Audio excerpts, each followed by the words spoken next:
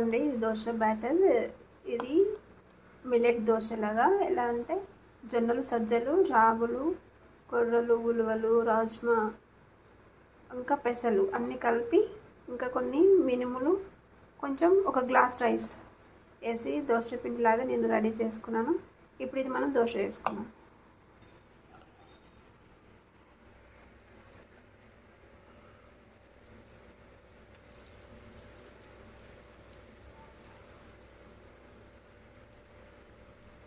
ఇది ఆరోగ్యానికి కూడా చాలా మంచిది. నార్మల్ దోశ కంటే ఇలా వేసి పిల్లలకి పెట్టిన మీరు తిన్నా కూడా ఆరోగ్యానికి చాలా మంచిది. తప్పకుండా మీరు ట్రై చేయండి. మార్నింగ్ బ్రేక్ఫాస్ట్ ఇలా కొబ్బరి చట్నీ, పల్లి చట్నీ ఏది చేసుకున్నా కానీ బాగుంటుంది. చూడండి ఇది బాగా కాలింది కదా, ఇప్పుడు మనం తీసేసుకుందాం. ఇది కొబ్బరి చట్నీలోకి చాలా బాగుంటుంది. తప్పకుండా